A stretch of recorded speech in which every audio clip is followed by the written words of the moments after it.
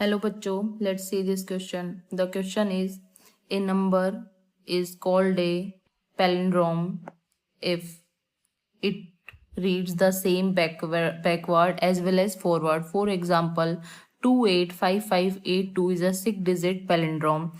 The number of 6-digit palindromes which are divisible by 55 is. So, the key concept for this question is key concept. It's permutation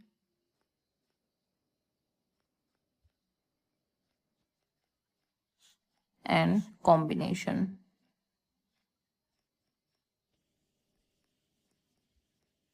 right so यदि हम इस question को समझे कि question हमें कह क्या रहा है, ये क्या क्वेश्चन कह रहा है कि एक नंबर है जो कि पैलिंड्रोम है. सो पहले सबसे पहले हम समझते हैं कि पैलिंड्रोम होता क्या है.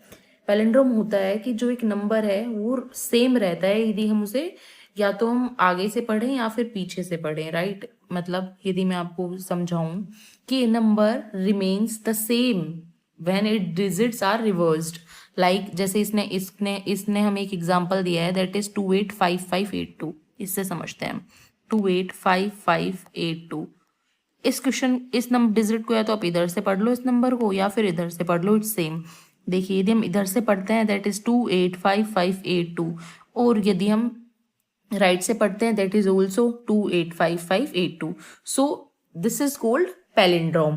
पैलिंड्रोम क्या होता है? A number remains the same when its digit are reversed. Right ठीक है. तो अब ये हमसे क्या कह रहा है कि हमें एक 6-digit पैलिंड्रोम बनाना है जो कि डिविजिबल है 55 से. तो देखिए 6 digit बनाना है 1 2 3 4 5 एंड 6. सो 6-digit पैलिंड्रोम बनाना है. सो जो मेरे पास वो दिया हुआ है that should be divisible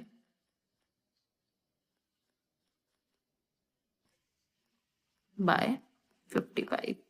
So if it is divisible by 55 then it will be divisible by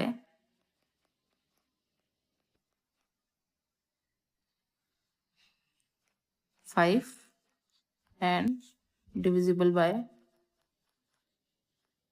11. ठीक है. जो नंबर 55 से डिविजिबल होगा it should be divisible by 5 and divisible by 11. ठीक है.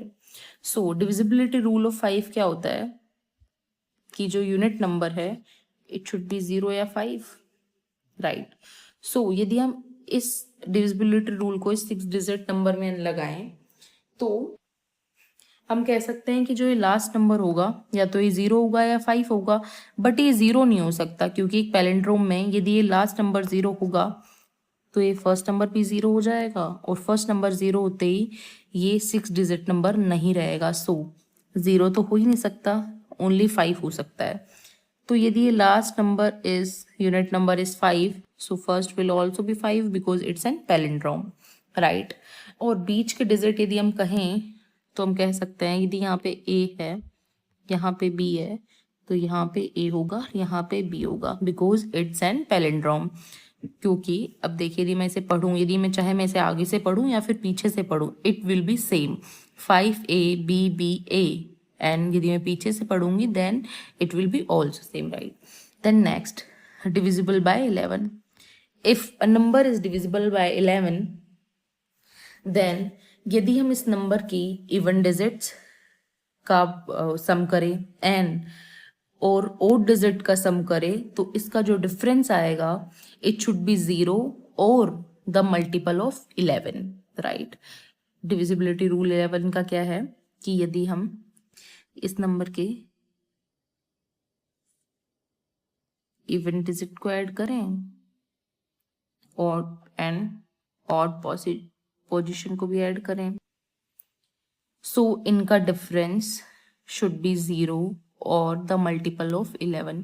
तो यहाँ पे यदि हम ऐड करते हैं that will be 5 plus B plus A minus A plus B plus 5. तो यहाँ पे 0 आ रहा है it means the number is divisible by 11. सो अब हम इस नंबर की पॉसिबिलिटीज निकाल लेते हैं AB की कितनी पॉसिबिलिटीज. अब देखिए जो मेरे पास नंबर बन रहा है ये बन रहा है 5 AB, BA 5। तो ये नंबर तो फिक्स हो गया। अब हमें इस नंबर को फिक्स करना है, क्योंकि यदि ये नंबर फिक्स हो जाएगा तो ये तो अपने आप फिक्स हो जाएगा। तो जो A है इसकी 10 पॉसिबिलिटीज है, 0 से 9 के बीच में कोई भी हो सकता है ये, एंड B की भी 10 है। और जो ये भी है इसकी 1 पॉसिबिलिटी है, बिकॉज जो ये वाला B होगा वो यही होगा, इट विल बी सेम। सो इसकी सिर्फ एक पॉसिबिलिटी है एंड इस A की भी सिर्फ एक पॉसिबिलिटी है। So the total possibilities will be 10 into 10 into 1 into 1, that will be 100. सो जो हमारे पास 6 डिजिट पैलिड्रोम बनने की पॉसिबिलिटी होगी, जो कि डिविजिबल बाय होगा 55 से, it will B 100. So the final answer is 100. Hope you understand it well.